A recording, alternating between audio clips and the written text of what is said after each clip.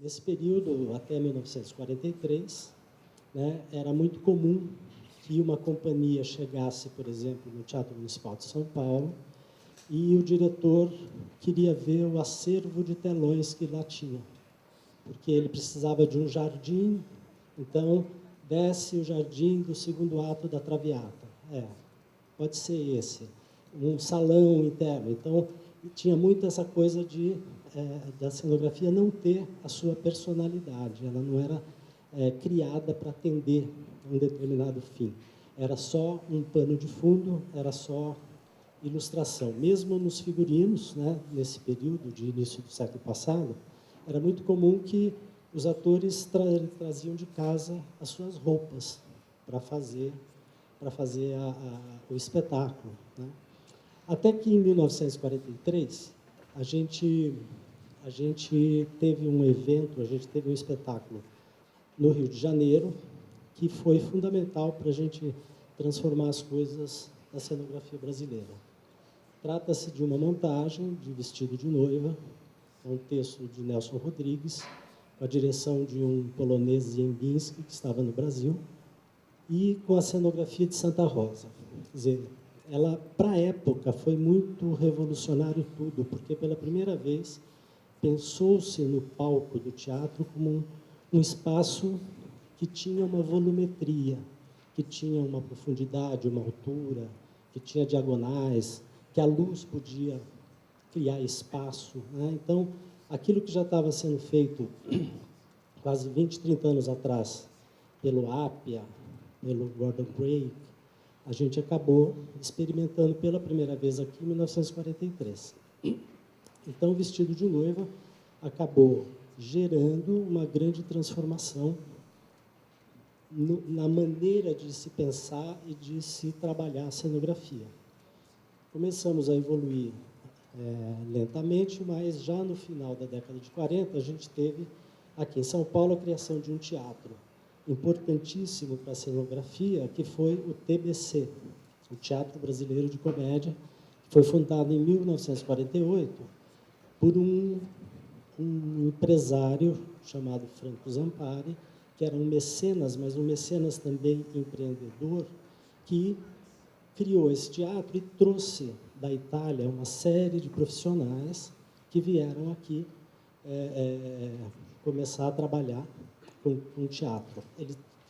Vários diretores vieram, Rogério Jacobi, Gianni Rato, cenógrafos como Aldo Calvo, trouxeram cenotécnicos. Então, nesse período, foi o primeiro momento em que a cenografia brasileira começou a formar gente, começou a estimular pessoas a pensar o teatro e pensar a cenografia de uma outra forma. Estruturou-se lá uma carpintaria, uma fábrica de cortinas, costureiras, tinha toda uma preocupação em criar uma infraestrutura para atender os espetáculos.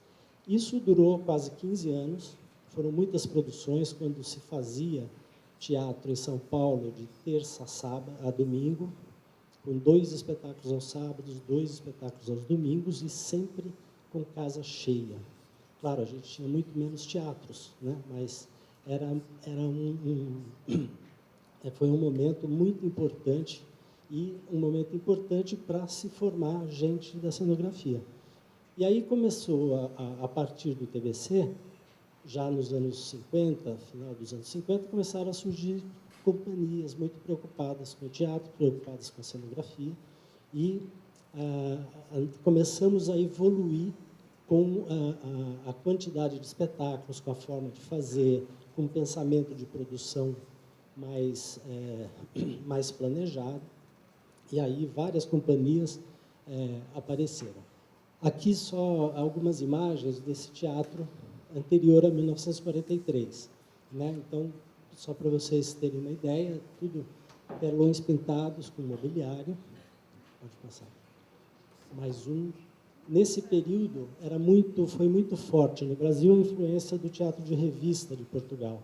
Então, nós tivemos, no final dos anos 40, dos anos 50, até começo de 60, a gente fazia muita revista, que é um musical brasileiro, né, que era calcado na revista feita em Portugal. Aí o coro, o surgimento do TBC, e no TBC, embora a gente tivesse uma cenografia já construída, ela era sempre realista. Alguma coisa já no final do TBC é que, com Antunes Filho, com o Ciro Del Nero, cenógrafo, trabalhando lá, é que a gente começou a algumas tentativas de uma cenografia um pouco mais simbólica, um pouco mais que traduzia a cena não de uma maneira descritiva, né, através de signos e tal. Aí surgiram essas companhias, Maria de la Costa, Teatro do Sete no Rio de Janeiro, Tablado no Rio de Janeiro, Arena em São Paulo. Teatro de Arena é um teatro que é aqui perto da gente, pequeno, de 90 lugares, e que foi importantíssimo, não em termos da cenografia, mas em termos de um teatro engajado, político, um teatro que discutia a realidade brasileira daquele momento. Começa, então, já nos anos 60, a surgir novos grupos, novos diretores, os primeiros grandes cenógrafos.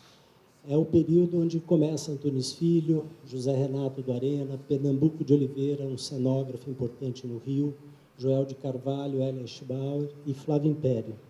Então, a gente teve aí, no final dos anos 50 e começo dos anos 60, a nossa primeira geração de cenógrafos genuínos brasileiros, né? A gente, no TBC, a maioria das cenografias eram feitas pelos italianos e os cenógrafos brasileiros começaram a atuar ali, e a gente já tinha, nos anos 60, nesses grupos, cenógrafos preocupados em encontrar uma linguagem nossa, brasileira, uma forma de fazer diferente.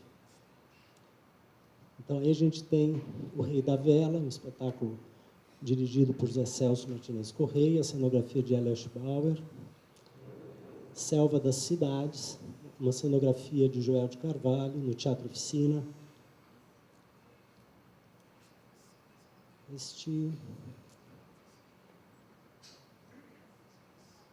esqueci. Aí a gente tem uma cenografia já um pouco mais estilizada, de Vereda da Salvação, a primeira Vereda da Salvação feita pelo Antunes, em 61, no TBC ainda, que foi um espetáculo já que tem uma tentativa de uma cenografia não tão realista. E nos anos 70, 80, é que a gente começa a ter o cenógrafo como artista, o cenógrafo como um colaborador direto do espetáculo, né?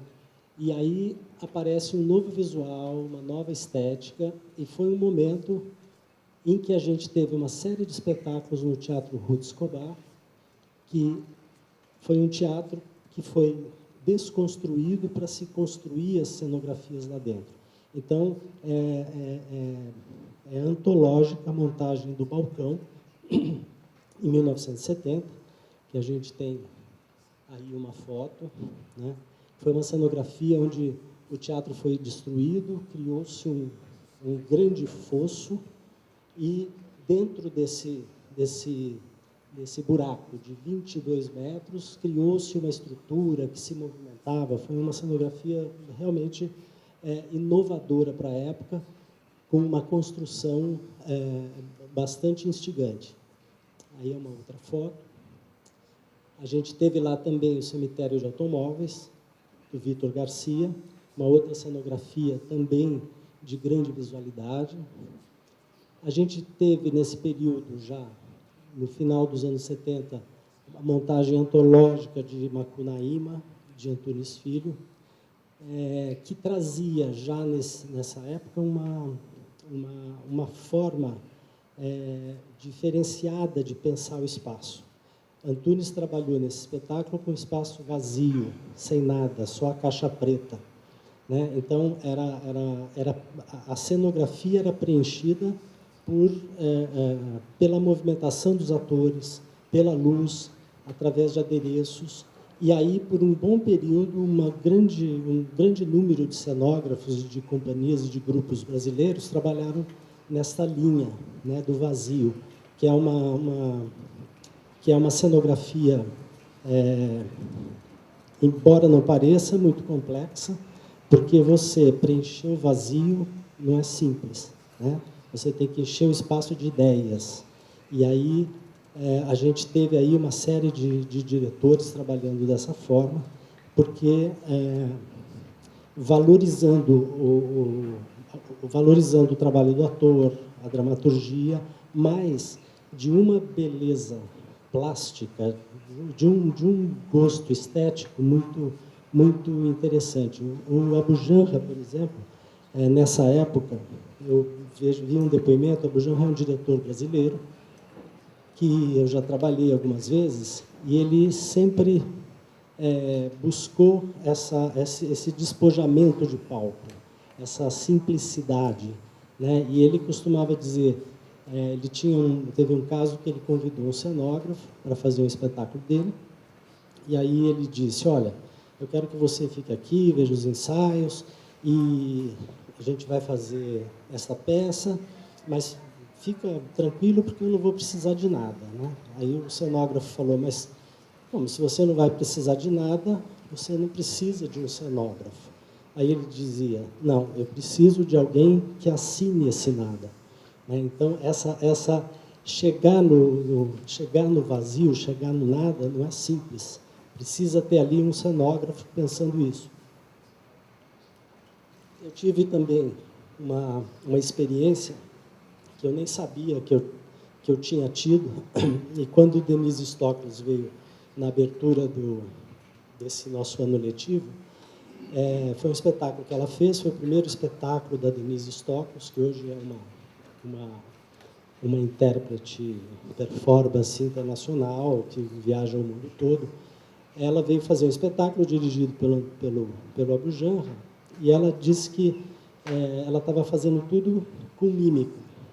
E isso ela contou e eu não me lembrava. Ela falou que, quando eu cheguei para fazer a cenografia, o Abu Janra me colocou sentado ao lado dele e falou assim, você está vendo essa cena que ela está fazendo? Então, essa hora, lá no fundo, tem uma prateleira que tem uns elementos, umas coisas, você precisa pensar nisso. Aí, passava um pouco, ela aparecia lá numa janela, fazia tudo com mímica, né? E dizia, então, lá agora, nessa hora, a gente tem que ter a janela, tal, não sei o quê. E que aí a Denise disse que eu falei para Abu Janra, a janela está aí, a prateleira está aí, não precisa de nada, né? E que ele acabou aceitando tudo isso, e o espetáculo foi feito num fundo infinito, e toda a cenografia foi feita a partir da movimentação e das indicações que a atriz fazia, né? E que ela falou que foi a primeira cenografia feita por ela sem cenário, né? Que ela achou isso muito interessante. Aí a gente tem Torre de Babel, que é um outro espetáculo, e a partir, então, do final dos anos 70, a gente tem uma coisa com a cenografia que grandes parcerias começaram a se formar, né? De cenógrafos que trabalhavam com diretores de uma maneira continuada. Que isso é muito importante, porque você pode desenvolver as ideias, você pode caminhar, você pode evoluir, trabalhando sempre em parceria com a direção. Então, foi a época do Zé Celso, no momento com a Lina Bobardi, depois com o Flávio Império, com o Hélio Aschbauer, o Gerald Thomas com a Daniela Thomas, o Cacá Rossetti com o José de Anchieta, o Antunes Filho comigo, a Bia Lessa com o Fernando Melo da Costa, Moacir Góes com o José Dias, Osmar Rodrigues Cruz com o Flávio Império. Isso foram parcerias que duraram aí 10, 20 anos, tem algumas que até hoje continuam, como o Zé de Anchieta, que está até hoje com o Cacá Rossetti há mais de 30 anos, e isso deu à cenografia uma qualidade, uma outra qualidade, né? Porque quando você vai evoluindo no seu trabalho em conjunto com a direção, isso é sempre muito produtivo. Isso é a cenografia da Daniela Thomas, que é a trilogia Kafka, que ela fez no começo dos anos 80, uma cenografia em que eram três espetáculos que aconteciam nesse mesmo espaço. Essa é uma cenografia minha, de Paraíso, Zona Norte, que eu fiz com o Antunes Filho, que foi a cenografia que era feita com o Antunes, que saiu dessa coisa da neutralidade, do espaço vazio e tudo, a gente entrou. Então, quando eu comecei a trabalhar com ele, lá no final dos anos 80, a gente começou a fazer uma cenografia que sempre continuava a respeitar o espaço do ator.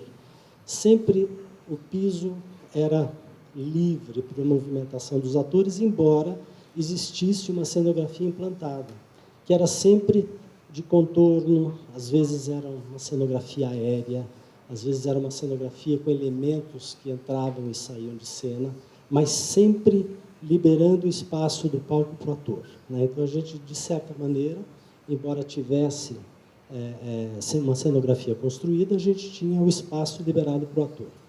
Isso é uma foto da maquete do Sonho de uma Noite de Verão, do Zé de Anchieta com o Cacá Rossetti. O Cacá Rossetti fez 3 ou 4 espetáculos que estreou em Nova York, depois vinha para cá. Eram espetáculos, cenografias produzidas lá, que eram trazidas. Isso é um Chiquinha Gonzaga, uma cenografia do Flávio Império, um dos momentos da cenografia que tinha uma série de cenários, uma série de mudanças. O Osmar Rodrigues Cruz, com o Flávio Império, fizeram 5 ou 6 grandes espetáculos no SESI, também nos anos 80.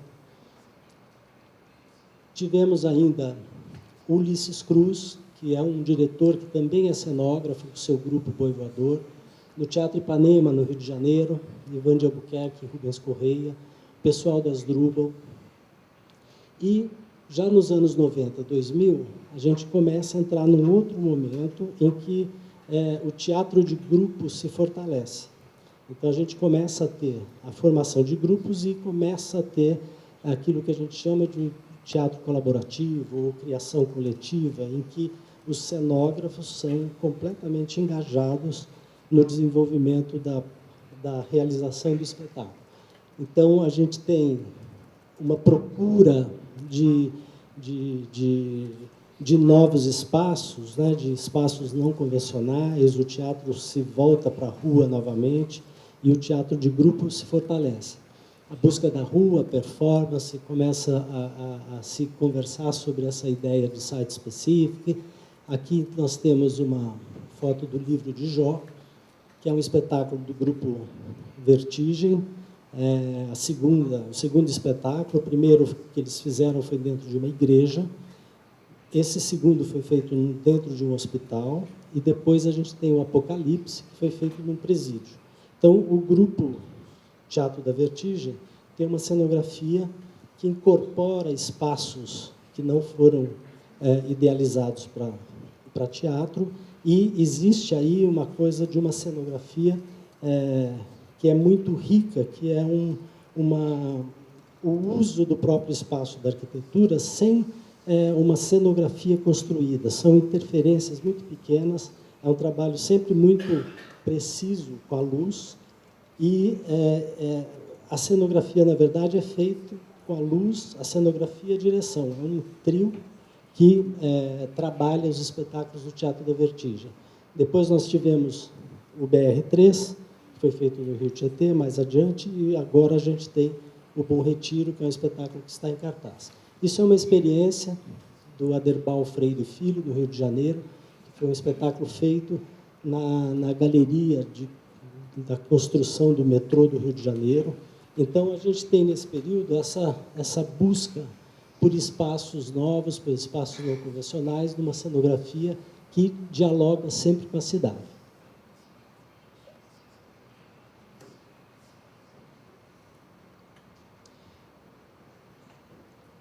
Tem uma coisa relacionada à cenografia, que é importante dizer, que a Quadrienal de Praga, uma quadrienal de cenografia, né, que existe em Praga desde 1967, a quadrienal foi sempre inspiradora para a cenografia brasileira a partir de 83. Né? O Brasil sempre participou, mas a partir de 83, e depois 87, quando eu começo a frequentar a quadrienal, a gente começou a haver um envolvimento muito grande de cenógrafos brasileiros interessados nesse evento, e esta relação com a Quadrienal de Praga sempre fez com que a cenografia brasileira crescesse. E esses novos grupos, novos diretores, novos cenógrafos, a gente teve, então, o Teatro da Vertigem, a Companhia Livre de Teatro, os Sátiros, Armazém Companhia de Teatro, os Fofos em Cena, Companhia São Jorge de Variedades, o Grupo Galpão de Belo Horizonte, que são todos grupos que vêm fazendo um trabalho de quase todos de rompimento com o palco italiano, né? Todos estão em busca de novas possibilidades cênicas, de novos espaços, de uma nova relação, de espacialidade. Então, são diretores como Antônio Araújo, Marcos Pedroso, cenógrafo, Márcio Medina, Guilherme Bonfante, Gabriel Vilela, que é um diretor, cenógrafo e figurinista, Henrique Dias, no Rio, Cibele Forjaz, Josete Fadel, Maria Thaís, e continuam ainda os trabalhos de Antúrios Filho, de Zé Celso, Ademar Freire, que estão num trabalho hoje bastante maduro.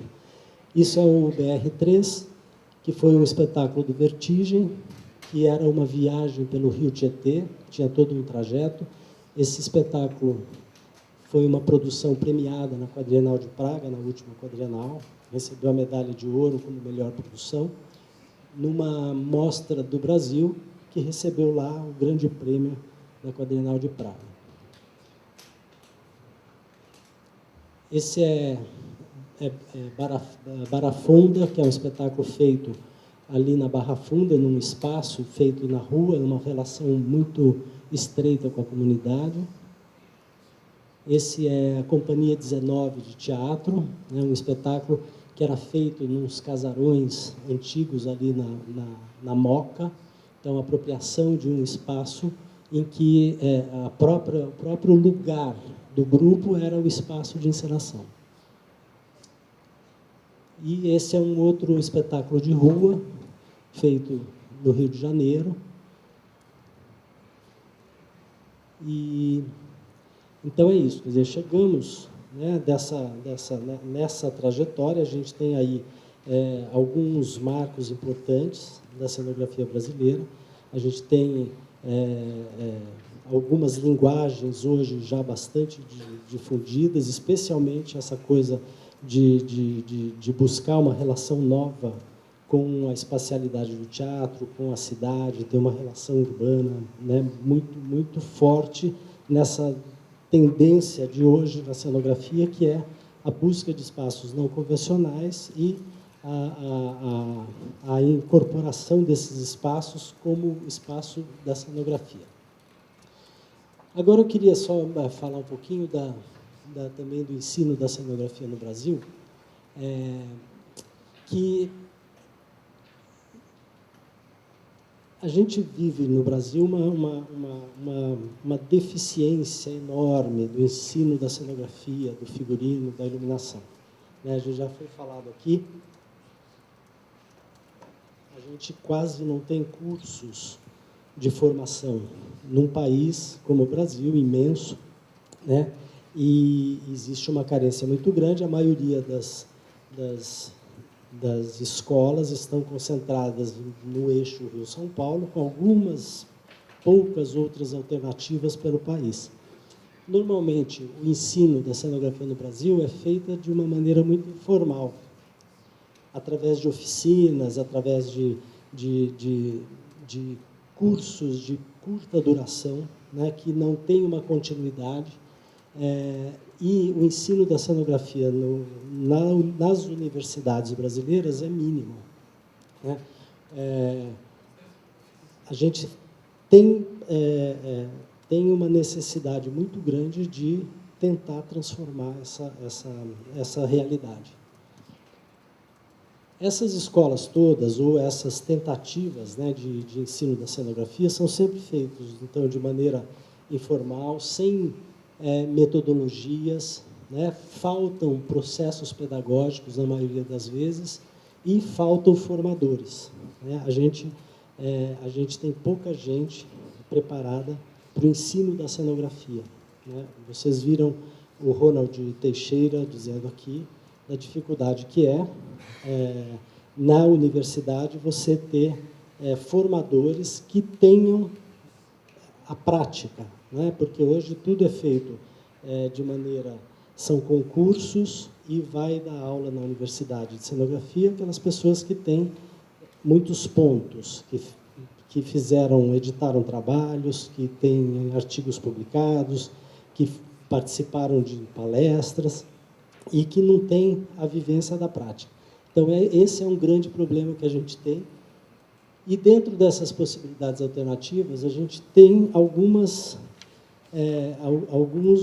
vieses, né? A gente teve o curso do espaço cenográfico por muito tempo, por 12 anos, que era um curso...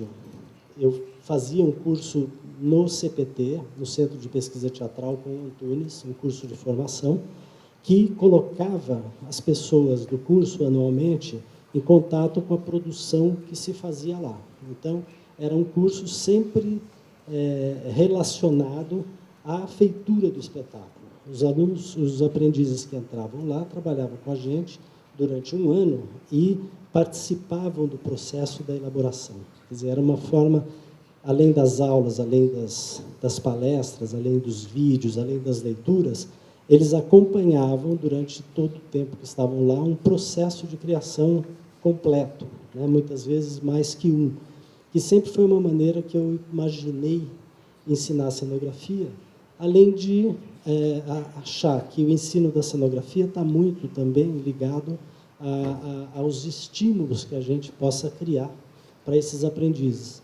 Então, por exemplo, estimular os aprendizes a irem à Praga, por exemplo, foi uma coisa que eu sempre incentivei.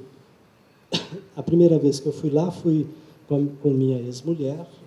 Na segunda vez, nós tínhamos 6 pessoas. Na terceira quadrienal foram 30. Esta última, a gente tinha mais de 200 estudantes brasileiros por lá. Quer dizer, o que é isso? É uma maneira de você ensinar cenografia. É colocar as pessoas em contato com a produção, é estimular as pessoas a verem teatro, a visitarem exposições. Quer dizer, não está só na sala de aula essa coisa da formação. Então, lá no CPT, a gente trabalhava muito isso. Era uma maneira de trabalhar o espetáculo e poder estar em contato com profissionais, com produções, o fazer é que interessa. Quando eu acabei saindo de lá do Antunes, eu criei o espaço cenográfico, que foi pensado como um laboratório de pensar a cenografia no Brasil. E mantive lá um curso durante 12 anos, que sempre tinha também essa relação com a prática. Então, nós tínhamos aulas 3 vezes por semana, durante o ano todo, e todos os alunos do curso participavam, de alguma maneira, de produções que a gente desenvolvia lá.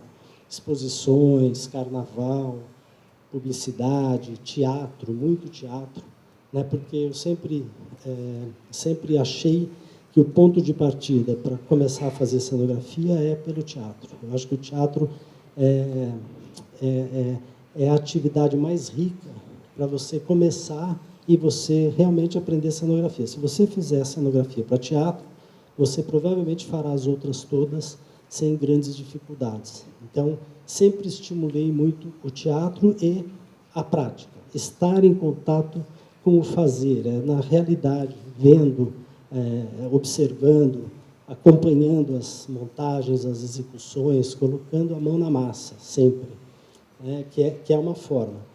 Agora, afora isso, é claro que eu sempre senti falta e sempre tentei buscar metodologias, né? Então, quando eu comecei a ir à Praga e ver todo o trabalho, que lá existe uma exposição de cenografia, de figurino, arquitetura de teatro, e tem uma grande mostra das escolas de teatro.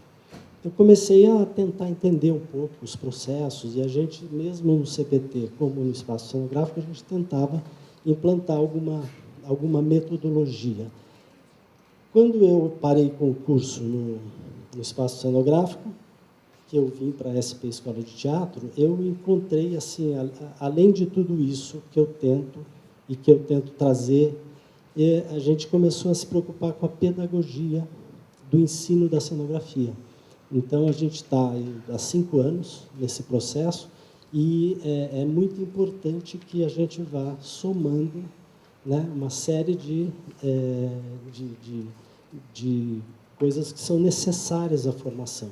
Então, eu acho que tem o cenógrafo brasileiro ele é considerado lá fora, assim, que é muito criativo, né? O cenógrafo brasileiro tem jogo de cintura muito bom, sabe tirar leite de pedra, trabalha sem dinheiro, sem material, né? E isso tudo, eu acho que é muito importante, que é uma coisa talvez seja nata, né, ao brasileiro. Eu acho que a gente tem o carnaval, tem esse país tropical, cheio de festas, acaba gerando isso. Mas sempre achei e sempre tentei entender que a gente não pode abdicar do conhecimento, da pesquisa, né, do aprofundamento teórico. Tudo isso é importante. Se nós somos bons fazendo com pouco, imagina se a gente tem as condições, né, de realmente ter uma relação, né, com o estudo, com a pesquisa, com a teoria, né, com uma prática mais eficiente. Tudo. Então, a escola, o curso que a gente então tem aqui, tem todo esse lado do envolvimento, porque eu acho que envolver a pessoa que quer fazer cenografia nesse universo, acho que é o ponto fundamental. Quer dizer, quando a gente consegue incutir nas pessoas que querem fazer cenografia, que elas se envolvam e que elas se apaixonem por isso, eu acho que isso já é o grande salto, né? Depois a gente vem trazendo mais uma série de informações, de projetos, de exercícios que vai fazendo com que esse aprendiz cresça. Mas, se a gente não consegue criar nesse aprendiz a vontade, né, e a paixão pelo ofício, a gente não vai conseguir nada, né? Então, eu acho que o trabalho que a gente fez lá no espaço cenográfico sempre que, na verdade, serviu de base para o que a gente está tentando implantar aqui.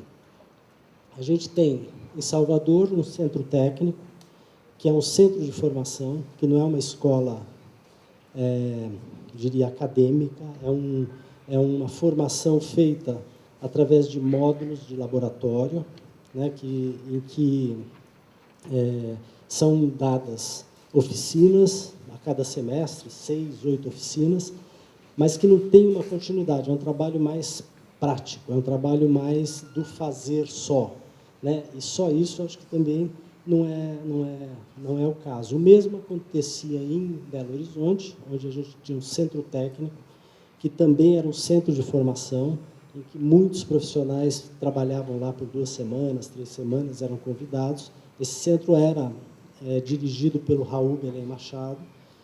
Depois da morte dele, ano passado, esse ano a coisa está meio ainda sem uma estrutura de continuidade.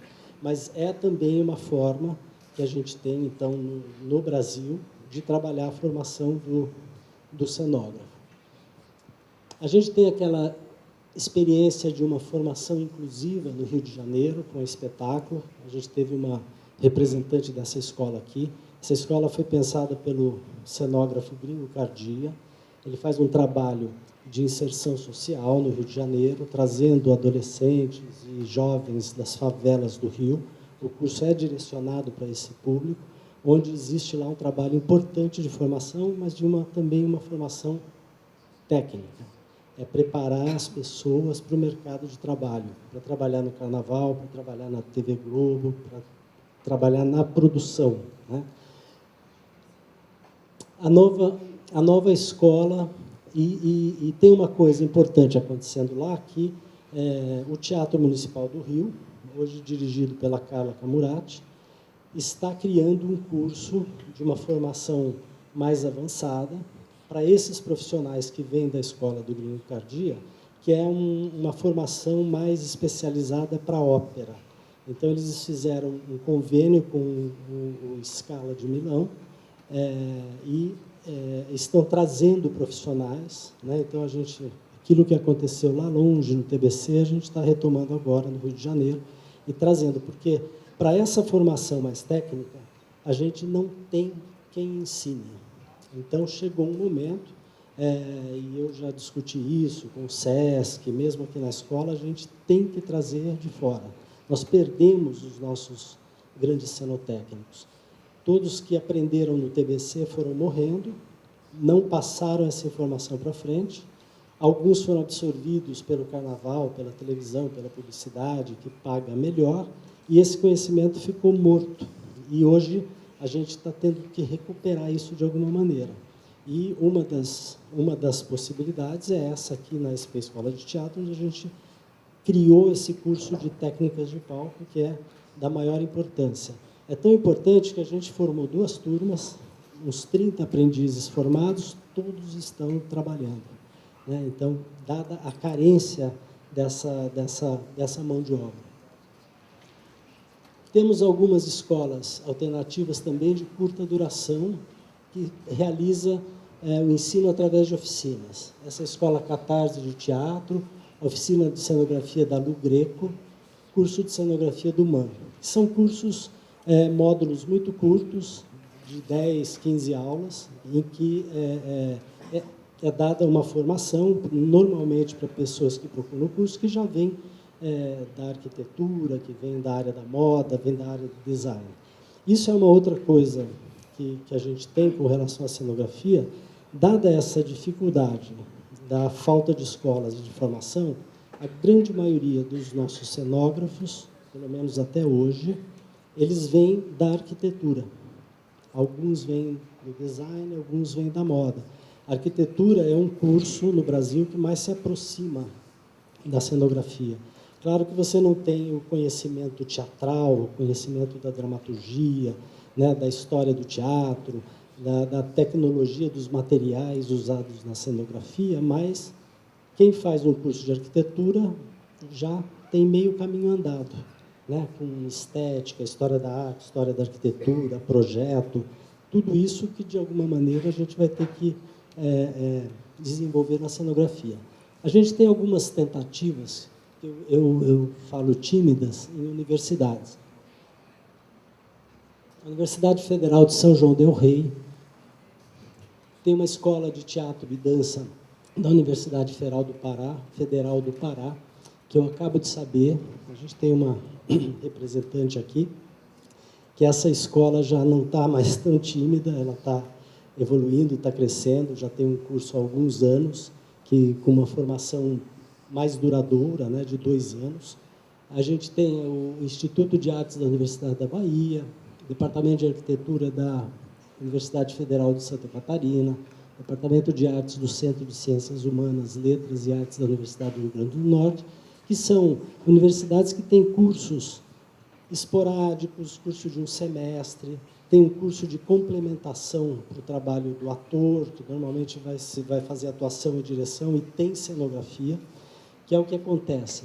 Por exemplo, nessas tentativas que eu chamo de mais sólidas, mas são geralmente cursos de cenografia voltados para quem quer fazer atuação e direção. É o caso da ECA, na USP, né, na Escola de Comunicações e Artes da USP, da Escola de Arte Dramática da USP e da Escola de Artes Cênicas da Unicamp. Então, a gente tem cenografia nesses cursos, mas eles não são organizados para quem quer fazer cenografia, para quem quer fazer dessa área o seu ofício, né? São atores e são diretores que têm que ter lá algum conhecimento de cenografia. No nível universitário, a gente tem, no Brasil, apenas 2 escolas, né? Isso é uma coisa que eu sempre lamentei muito. No estado de São Paulo, na cidade de São Paulo, a gente não tem um curso de nível universitário para cenografia. Quer dizer, pode parecer absurdo. Ontem, o Eric, contando um pouco da realidade americana, né? tantos teatros, tantas escolas de formação, quer dizer, é uma coisa tão assim, quase invejável, né? E eu não consigo entender que até hoje a gente não tem, em São Paulo, né, uma escola de nível universitário. A gente, então, tem no Rio, a Unirio e a UFRJ, temos um curso de pós-graduação e especialização na Escola de Belas Artes de São Paulo, que é um curso muito recente, foi criado aí há 3, 4 anos, está em formação ainda, quer dizer, mas, na verdade, é um curso mais teórico, né, que é um curso já de especialização, e essas duas escolas do Rio, como o Ronald Teixeira comentou muito aqui, elas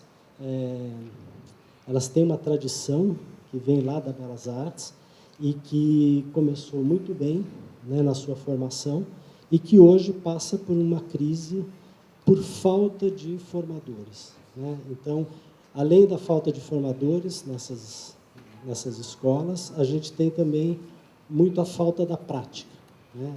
Eu tive no espaço cenográfico pelo menos 6 ou 7 alunos da UFRJ que trancaram a matrícula lá para ficar um ano aqui no espaço cenográfico, para poder ter esse contato com a prática, esse contato com a formação ao vivo, né, nessa relação direta com a realização do espetáculo. E temos agora aqui a SP Escola de Teatro, que foi criada, então, há 5 anos, ficamos 2 anos gestando essa escola.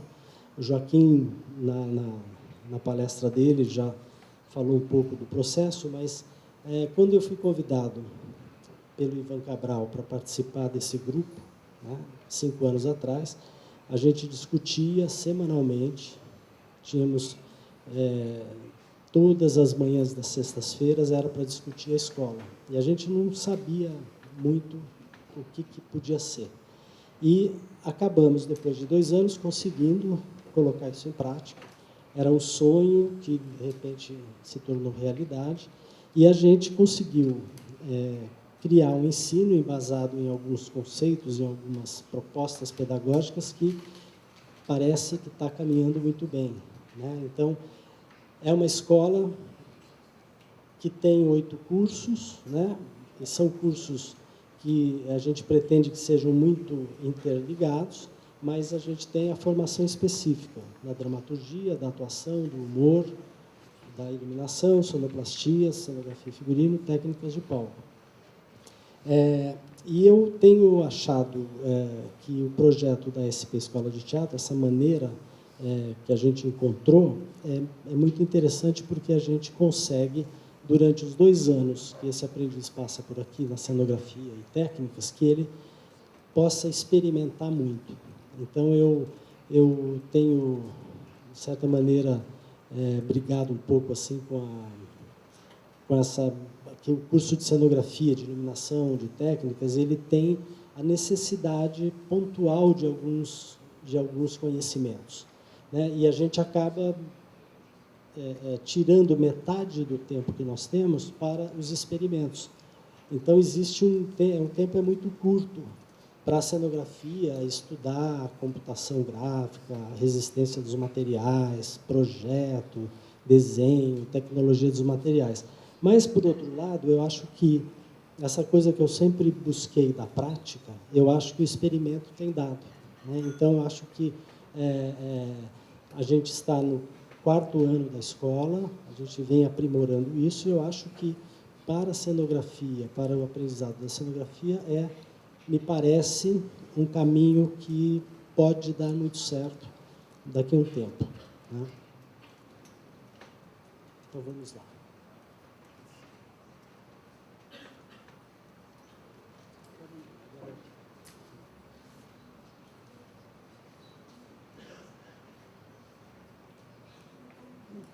Então, a volta.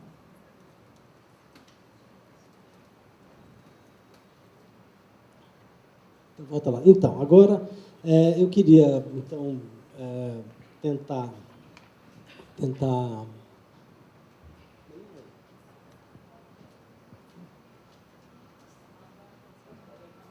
pode ir lá. Isso. Então, assim, eu queria, na verdade, aqui mais levantar algumas questões, para que a gente, de repente, possa conversar um pouquinho sobre elas, que são algumas reflexões sobre cenografia hoje, né? E eu uso, assim, quer dizer, a Quadrienal de Praga como um termômetro cenográfico para mim. Quer dizer, eu já estive lá em 83 e comecei a participar mesmo da Quadrienal de Praga em 87. Né? Então, em 87, eu voltei de lá assim, encantado com as maquetes. Né? Pelo Palácio da Indústria, que é o lugar onde essa exposição acontece, pelas instalações que eu vi lá sobre o universo de Mozart, que foi daquele ano, e tive o meu primeiro contato com as escolas de cenografia. Então, essa ida à Praga, né, foi transformadora na minha vida e na vida depois de quem começou a caminhar com a gente. E eu me lembro que a Quadrienal de Praga, nesse momento, ela enfatizava muito a maquete, o desenho, o croquis, a foto do espetáculo. Então, a gente tinha, e no próprio Palácio da Indústria, que é um espaço muito lindo, que é um prédio Art Nouveau, isso tudo lá dentro, e o material, a exposição era organizada de uma forma em que a gente caminhava por uma coisa que era sempre muito teatral, era muito o clima, a atmosfera da Quadrienal de Praga, baseada nessas maquetes, nos desenhos, era uma coisa sempre que me encantou muito. Já em 91, a Quadrienal mudou de espaço, foi para um prédio mais moderno, mas ainda mantinha essa coisa das maquetes, né, dos espaços, eram quase todas as representações, levavam uma amostragem bastante voltada para o objeto que era a cenografia, né, através de desenhos. E isso começou a caminhar, e em 95 a gente já tinha aprendido muito lá, uma maneira de expor, como expor cenografia, que é uma coisa muito difícil, né? Quando você expõe uma coisa que está fora do seu contexto, né? Como é que você leva a cenografia, como é que você mostra uma coisa tirada completamente do seu contexto, engajado com o texto, com a luz, com os atores, quer dizer, como é que você mostra aquilo, né? Então, a gente fez uma exposição que foi muito viva, foi muito... cada maquete tinha uma relação com fotos, com desenhos, com textos, com pedaços da cenografia que criava em cada cenografia um universo em que você podia identificar como é que aquilo se relacionava no espetáculo. E a gente acabou ganhando o grande prêmio lá também, a Golden Intriga, pela primeira vez. E, na verdade, era uma exposição muito, muito simples, né? Mas era muito humana, né? Porque mostrava essa coisa do artesão, essa coisa das mãos, do fazer. Tinha muita humanidade essa nossa exposição, embora ela fosse uma coisa que não tivesse nada, né, de novidade. Aí outras vieram e as transformações começaram a ocorrer. Aí surge a Cenofest, em 99 começam a surgir as instalações em detrimento às maquetes, aos desenhos. Então, o que a gente começa a ver na Quadrienal é uma coisa nova de interpretações da cenografia, espaços que não são a cenografia, mas são espaços que rediscutem a espacialidade e tal. Então, a gente passa a já não ver mais aquela coisa que, pelo menos a mim, sempre encantou muito, que é esse universo de ver a cenografia miniaturizada, com desenhos e tudo. Até que chega em 2003, começa a predominar na Quadrienal os vídeos, né, muito vídeo, no lugar desse material gráfico, dessa maquete, a gente começa, então, a não ver mais a cenografia dessa forma mais tradicional, mas que a mim encantava e começo a sentar na frente de uma TV e ver vídeo, né? Até que, em 2007, a gente viveu já as transformações mais radicais, né? Então, essa forma de expor cenografia que tinha lá do início até os anos 83, 87, 91, isso desapareceu.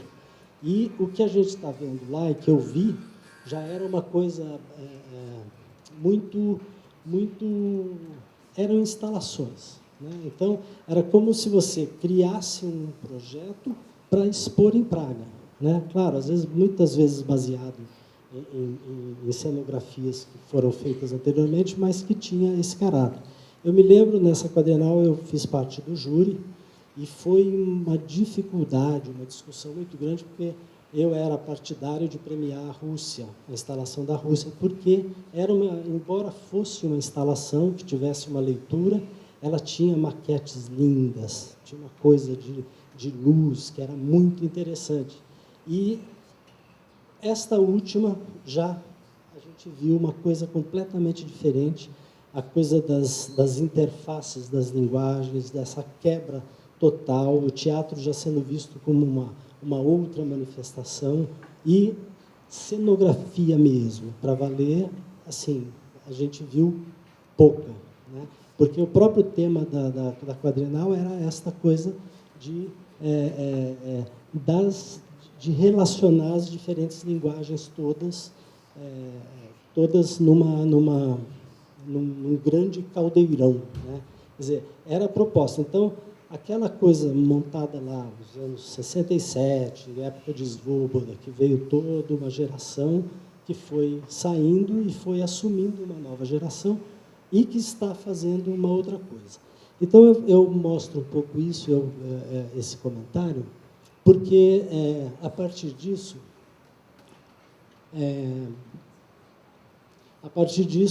eu começo a refletir um pouco, né, de qual que é o lugar, né, da cenografia hoje. O que a cenografia busca? O que pretende? Qual é o espaço ideal para o teatro, para a cenografia, no início desse terceiro milênio, né? Eu fiz um artigo para a revista Alberto, por exemplo, que eu acho que eu queria ler rapidamente aqui um trechinho, que eu começo esse texto, que também comenta a Quadrienal de Praga, a última, dizendo assim: vivemos num mundo em que a velocidade acelera vertiginosamente os nossos dias, e onde as fronteiras que definem lugares e ideias entre pessoas se tornam cada vez mais indefinidas. Os múltiplos e acelerados cruzamentos de gente e informação em escala global estão transformando as identidades culturais. De que forma a cenografia, como arte de inventar espaços para a representação da vida, reflete as perspectivas dessa realidade? De que forma a cenografia se afirma, sem perder a sua essência? Quais são os limites para a criação cenográfica? Que era, na verdade, um pouco o próprio tema da quadrienal, né? Era discutir essa diversidade. Que essa coisa do nome, embora tenha se falado que não interessa, que não se importa, se você chama cenógrafo ou design, ou você chama cenografia de espaço cênico, seja o que for, eu acho, né, que interessa sim. Eu acho que a cenografia é cenografia, o cenógrafo é cenógrafo, né? Eu acho que a gente tem que tentar resgatar essa coisa e não deixar que ela se perca, né? Porque senão, daqui a pouco, a cenografia desaparece, porque começa a virar tanta coisa, né? Eu acho que a gente tem que tentar buscar o lugar da cenografia e batalhar para que ela continue. Uma outra coisa que também tem um pouco a ver com isso é a relação do teatro e a cenografia e as novas tecnologias, né? Que é uma coisa que ontem, por exemplo, o Peter estava falando aqui com relação à luz, que eu achei muito interessante, que essas gerações de agora que estão nascendo, que estão chegando, e muitos de vocês já vêm dela, nasceram olhando o visor do computador e se acostumaram com a luz dessa tela, né? E que existe aí fora a luz do dia, né? Que parece que às vezes não é mais vista. Então, com relação à tecnologia, eu também penso um pouco assim, quer dizer, a gente tem aí novas possibilidades, novas mídias, a computação chegando, tudo, ótimo, vamos aproveitar, vamos tirar partido, mas vamos pensar naquela cenografia artesanal, humana, em que a mão do cenógrafo executa, que ele faz a maquete, ele tem o traço, ele trabalha com um belo crayon, com giz, quer dizer, vamos sim, mas não vamos perder essa coisa que é importantíssima, né? Que é uma coisa que eu acho que a gente tem que refletir muito sobre isso. E aí, talvez até para encerrar, que acho que já me estendi muito, é uma coisa que eu gosto muito, eu sempre, quando eu falo de tecnologia, quando eu falo dessas coisas, dessas transformações, do espaço que está sendo buscado hoje, né, dessas novas possibilidades todas, dessa relação da tecnologia, das novas mídias com o teatro fundamental, que é uma coisa que eu ouvi em Caracas, na Venezuela, em 92, teve um congresso, e eu tive lá nesse congresso, da OESTAT, a gente fez lá uma exposição que tinha trabalhos do Svoboda, meus, do Lopes Maceira e tal, e eu acompanhei esse congresso e tinha muitas conferências, né? Foram, me lembro, 16 conferências muito importantes com pessoas, e uma delas foi do Helmut Grosser, que é um diretor técnico, um grande diretor técnico de teatro, e que ele encerrou a palestra dele, que eu ouvi, falando assim, naquela época, né, 92, faz 45 anos que eu sou técnico de teatro. Comecei no ano de 45, em uma época em que todos os nossos criadores, nossos artistas, diziam ser um período muito bom, porque todos os teatros da Alemanha estavam destruídos e havia a possibilidade de começar-se do nada. A frase que diz serem suficientes 2 barricas e uma tábua é uma aproximação minimalista. Eu busco essa tábua e seus 2 apoios na grandíssima sala de Viena que dirijo. O que se passou com essas tábuas? Converteram-se em uma fábrica tecnológica onde se realiza um trabalho bonito, vistoso, mas, na maioria das vezes, frio e distante pela predominância técnica. Sempre finalizo minhas palestras mencionando Shakespeare. Quando ele dizia em seu tempo, estamos na África, o público acreditava estar nela. Hoje, necessitamos para isso toneladas de areia e dezenas de palmeiras reais. Esse é o problema. Então, era isso que eu queria dizer. Obrigado.